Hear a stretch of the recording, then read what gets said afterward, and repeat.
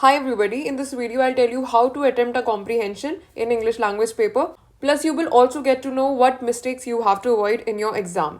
तो यहाँ पर आपको एक पैसेज दिया जाएगा जो कि देखिए क्वेश्चन बहुत सिंपल आता है बट आप इसको कॉम्प्लिकेट कर देते हो जब आप बिल्कुल कॉपी पेस्ट कर देते हो right. So you have to avoid copy pasting it, you have to summarise it in your own words, चाहे वो प्रेसिस के केस में हो चाहे वो आंसर द फॉलोइंग क्वेश्चंस में हो. जब आपको ये पैसेज मिलेगा you have to read it 2 times. अब मैं आपको बता देती हूँ मैं 2 times क्यों बोल रही हूँ. पहली रीडिंग आप करेंगे, देखिए रीडिंग टाइम में आप क्या करेंगे, इधर तो देखेंगे नहीं. Of course you will be reading this passage, ठीक है. फर्स्ट आप रीड कर लेना पूरा पैसेज, उसके बाद आप डायरेक्टली जाना इन क्वेश्चंस में. एक बार रीड करना है सारे क्वेश्चंस कि पूछा क्या गया है, राइट. यहाँ पर देखिए answer the following questions in your own words as briefly as possible. As briefly मतलब वर्ड लिमिट में होना चाहिए, ठीक है.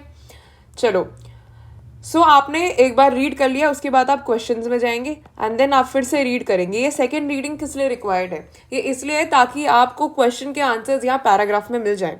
For example answer to question number 1 is present in this paragraph, you just mark it कि हाँ चलो answer number 2 इसमें है.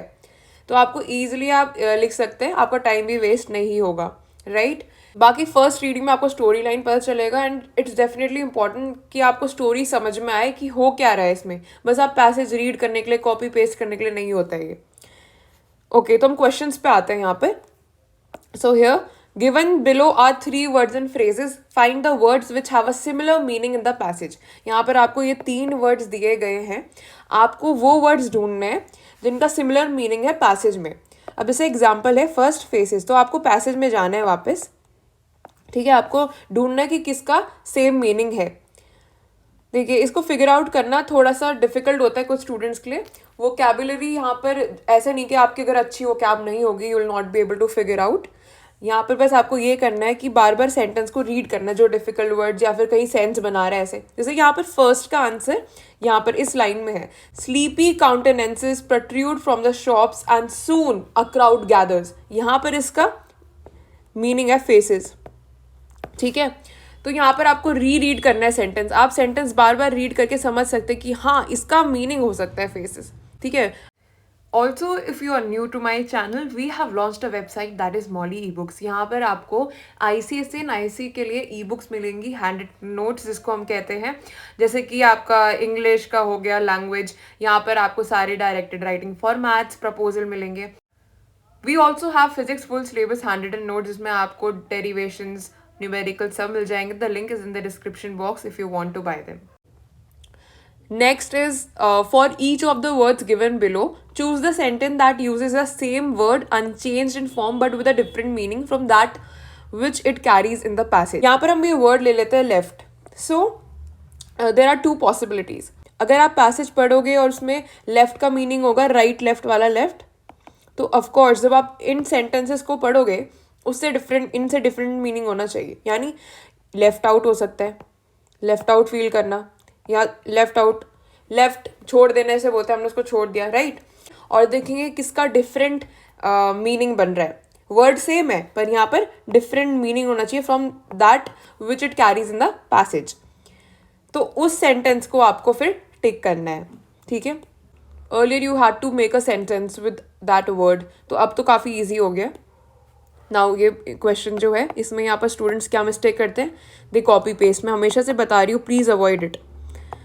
यहाँ पे सबसे इंपॉर्टेंट चीज़ है कि आपकी वर्ड लिमिट रहे. 2 मार्क्स का क्वेश्चन है, यहाँ पर आपको स्टोरी नहीं लिखनी है प्लीज़. चाहे कितना बड़ा पैराग्राफ में डिटेल में क्वेश्चन का समझा रखा होगा, still you have to write it in the shortest possible form. 2 to 3 lines are sufficient for this question. 2 to 2 marks का है ये, राइट. अपने वर्ड्स में लिखना, समराइज जैसे भी आप कर सकते हो, कोई ज़रूरत नहीं है एकदम फैंसी वोकैब डालने की from the paragraph from the passage, क्योंकि ऑलरेडी उन्होंने खुद ही पैसेज दे रखा है. तो आपको इतना हाई वोकैब यूज़ करने की ज़रूरत नहीं, अपने वर्ड्स में आप इसको नरेट कर सकते हैं, ठीक है. Then we come to this precis writing. यहाँ पर भी आपको एक चीज़ पता नहीं होगी which I will tell you. In this question you have to make a rough and a fair draft. क्या होता है ये रफ फेयर ड्राफ्ट, कई स्कूल्स में तो ये बता भी नहीं रखा होगा, बट गेस इसमें क्या होता है, आपको रफ ड्राफ्ट बनाना है with a pencil, okay. And since it is 100 words, you can break it into 25 into 4. That means 25 rows and 4 columns. Please do not do 4 columns and 25 rows. You'll create a mess there. यहाँ पर 25 रोज हो जाएंगे आपके और 4 यहाँ पर columns हो जाएंगे, ठीक है. तो ये आइडिया क्या है कि जब आप रफ ड्राफ्ट बनाओगे इसमें आपको फिट इन करना है सारे वर्ड्स. ये पेंसिल से बनेगा. फिर उसके बाद जब हो जाएगा तो आप फेयर ड्राफ्ट बनाओगे विद अ पेन. कॉपी कर देना इसको, फिर यहाँ से क्रॉस कर देना इसको पेंसिल से ही, ठीक है.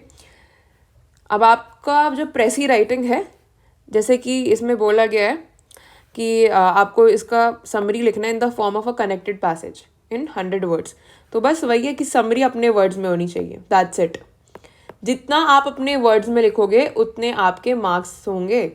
आपको लग रहा होगा कि मैं अच्छे से एकदम पैसेज को डिट्टो छाप दूँ, अच्छे अच्छे पॉइंट्स लिख दूँ, तो आपके 8 में से मैं बता रही हूँ 4 से ज़्यादा नहीं आने वाले. 8 आउट ऑफ 8 बहुत ईजी है इसमें लाना. बस अपना टोन मेंटेन करना, अपने वर्ड्स में लिखना, right. So that's all for this video. And आप मेरी इंग्लिश लैंग्वेज ई बुक भी रेफ़र कर सकते हैं. If you want to buy it, the link is in the description box. इसमें आपको काफ़ी इंपॉर्टेंट चीज़ें दिख जाएंगी. कई बच्चे मुझसे आर्टिकल राइटिंग का फॉर्मेट मांग रहे हैं, film review, book review. So everything is covered in this particular E book.